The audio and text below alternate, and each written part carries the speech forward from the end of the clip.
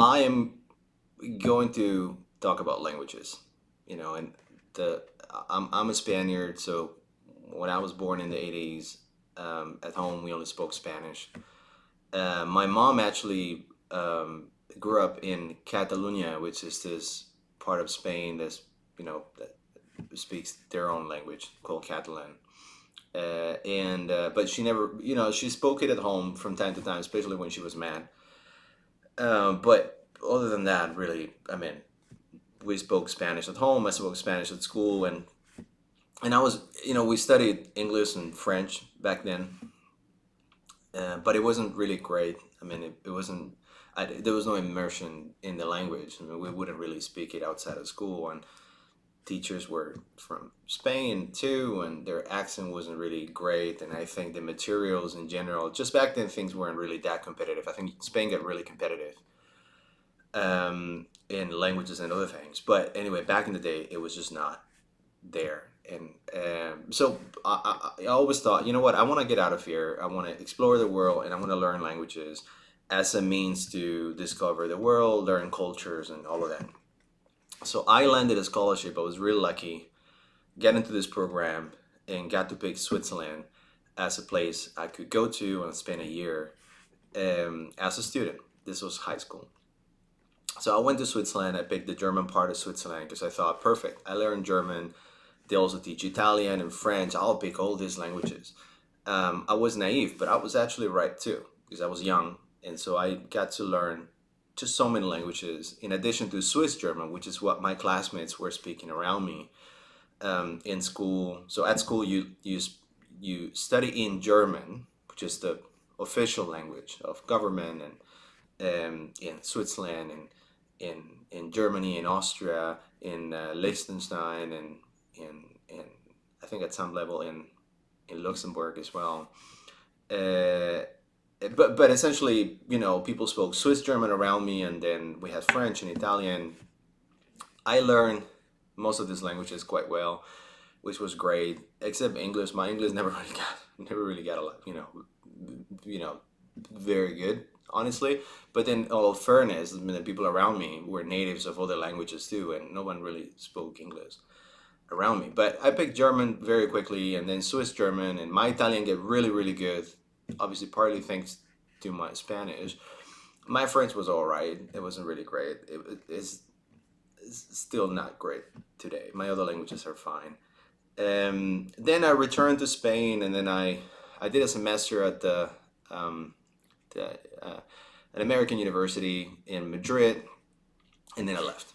Never really, never really went back to Spain after that. I applied to a university, an American university that had a campus, no longer does, in Thailand, and this is like early 2000, right? And I asked a friend to help me write the application letter and the letter of intent, or just motivation letter. And well, I had I wrote it, as some friends review it, and so it was pretty solid, and so I got into the program. But my spoken English was not great because the campus of the school in Madrid allow you to write your test. So your lessons were in English because it was an American university after all. But if your English wasn't there yet, you were allowed to partly or fully write your exams in Spanish.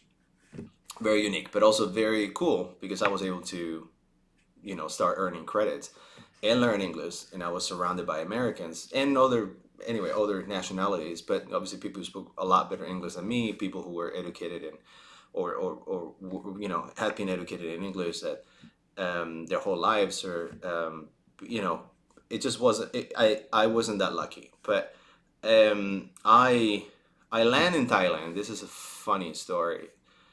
I haven't really told a lot of people this story, but anyway, I land in Thailand, and this is the old airport, not the new fancy airport that you probably seen. Very beautiful. This is Dong Mueang, so this is the first. This is the airport where I landed.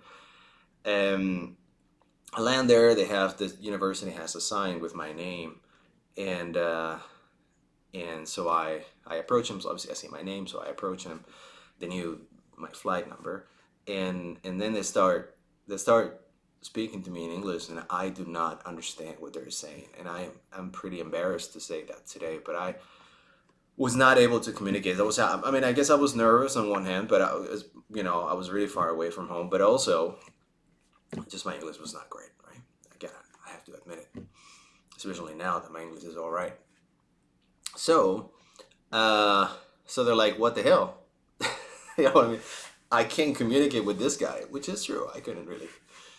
Um, I mean, I couldn't really communicate well enough for most things. So I get into this van and I'm real quiet. This van is full of international students, and we're being taken to from Bangkok to the campus, and I'm just really quiet all the way because I can't communicate with anyone else in the van. And we get to the campus, and then the day after, well, they take us to the student accommodation, and then whatever. The day after, we go to school to register for our semester, to our classes, and and I can't communicate. So obviously, it didn't take very long for them to say, "Oh, that's awesome, buddy. This is an American university, and you're in Thailand. Man. You don't speak English, and you don't speak Thai. I mean, we can't help you unless you obviously learn English." So they put me in the ESL program.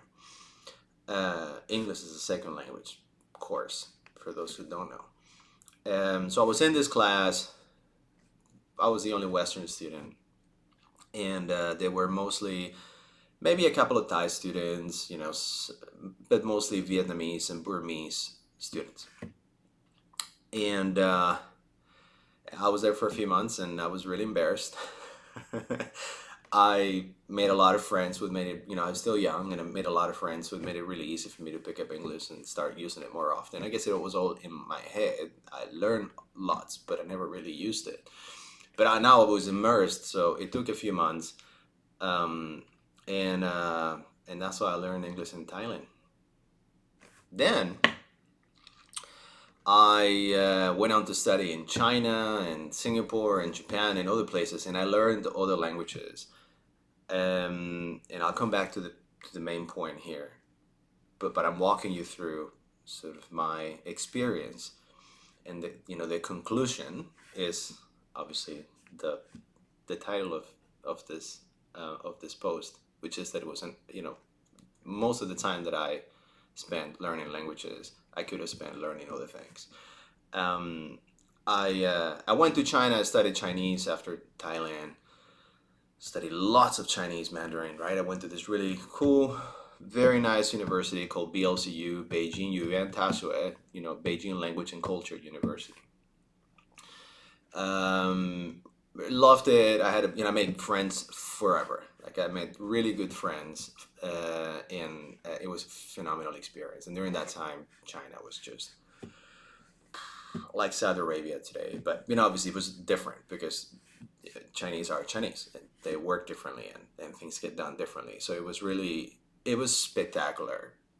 I mean, development that you could see. It was happening in front of your eyes. It was it was chaotic, and it was beautiful, and for all of us who are innovative people or creative people. I mean, it was yeah, an amazing time to be in China. um but I was there, and then from there I continued my studies in Singapore, and great university as well. I think, but anyway, it was just great. I went on to continue my studies. It was to another American university in Tokyo, called Temple University. I'm not giving away all the name of all the universities because I mean I'm not sure it's useful, but this university in Tokyo is still, it's a program that still exists, and it was a good experience to me.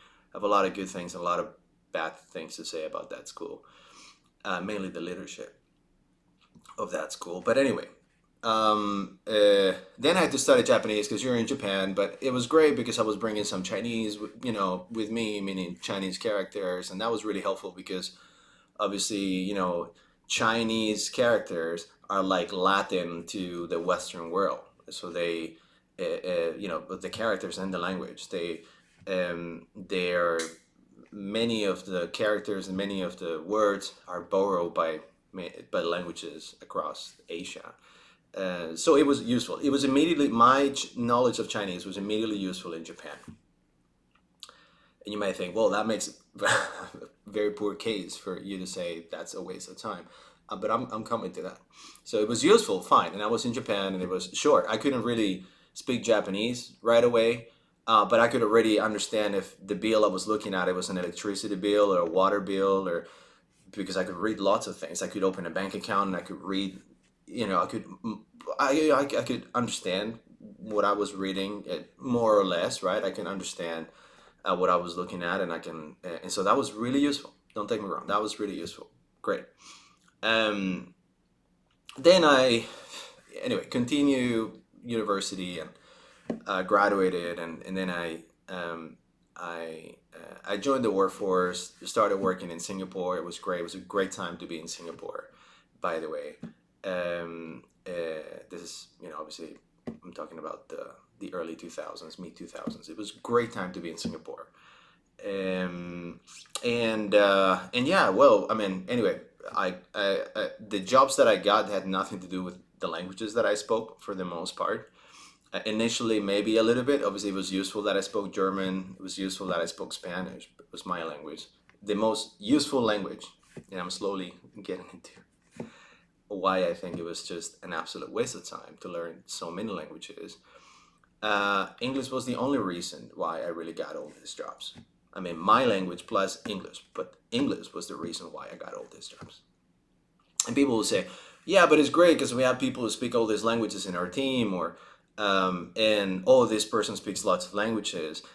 To be perfectly honest, the time that it takes for you to learn a language other than your own, unless you're bilingual or trilingual, because in your household, like my children, they grow up in a household where we speak multiple languages, because I speak one to them, my wife speaks another, and then I speak English between, and then they go to school and it's another language. Like, they're very lucky, but that's rare. That's not me. That wasn't me. And I don't think that's most people. Um, but the time that you spend learning languages, um, you should spend learning hard skills, right? And by hard skills is anything. Don't think immediately tech or science, or just think woodworking or any sort of craft.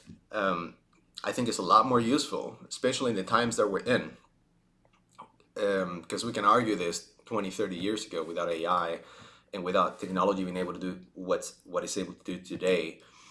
But today is an absolute waste of time. You want to learn about culture? Sure, you can make a case for how language helps you learn culture, but you don't need to be fluent in that language. You don't even need to be that good in that language to learn a culture, right?